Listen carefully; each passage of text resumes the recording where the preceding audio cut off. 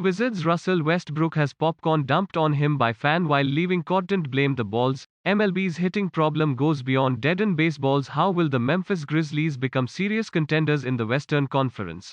How are the Bucks more prepared for a playoff run in 2021 than in previous years? Colts are behind on Carson Wentz. He's on a team that believes in him. A big change coming to college sports. Can the Nuggets defense wear down Damian Lillard and the Blazers? The next Julio? Kyle Pitts thinks he could handle Jones' roots as a tight end. Examining Phil Mickelson's historic sixth major win. Phil Mickelson wins PGA at 50 to become oldest major champion. Andrew McCutchen on the new MLB, NBA drama and tips for returning to the ballpark. It's honestly really hard to afford. Phillies McCutchen explains MLB's diversity issue. Drama king, James.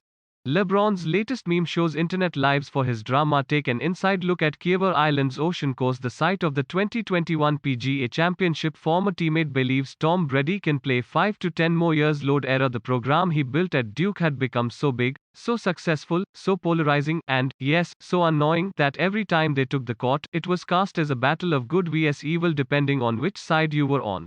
The complaints and conspiracy theories about the Blue Devils ran wild, whether it was Krzyzewski intimidating the refs into giving them a friendly whistle or broadcasters like Dick Vitale supposedly rooting for them on the air. The Cameron crazies were obnoxious, the flopping on defense was out of control, and slapping the floor was an annoying gimmick.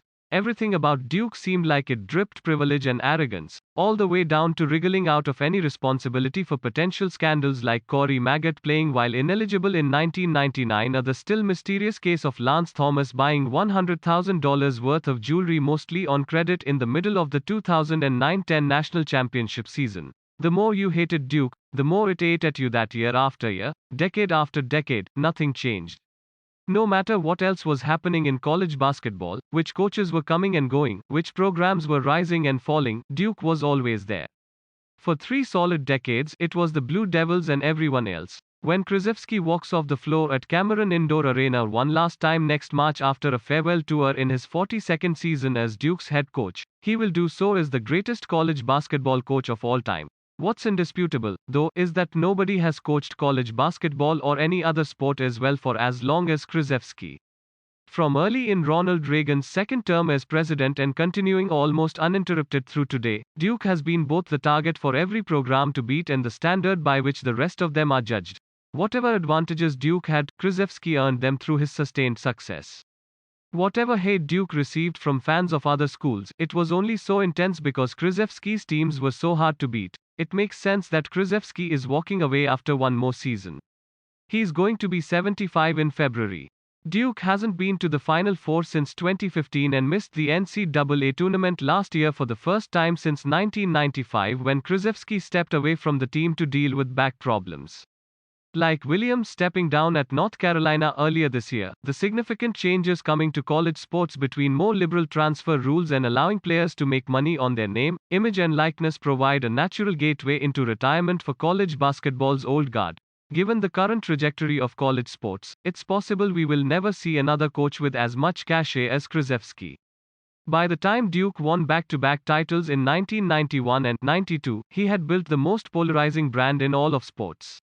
Nearly 30 years later, he's bringing in 3 of the top 20 prospects in the 2021 recruiting class for his final season. One of the cultural undercurrents of Krzyzewski's early years at Duke that contributed to the polarization was that his program was perceived as being the place where the best white players would go. This wasn't necessarily unfair given that Christian Laettner, Bobby Hurley, Chris Collins, Steve Wojciechowski and J.J. Redick were among the most prominent Duke players of that era.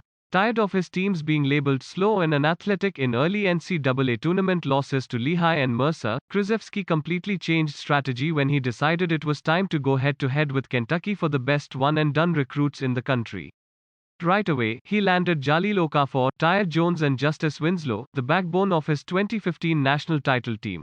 Only Krzyzewski, who had the gravitas of being the Olympic team coach who was leading LeBron James and Kevin Durant to gold medals, could have pulled that off successfully.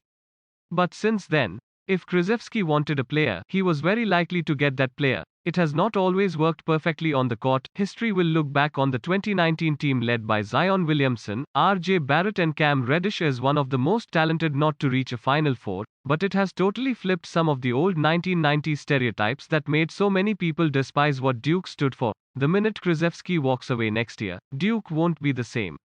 College basketball won't be the same.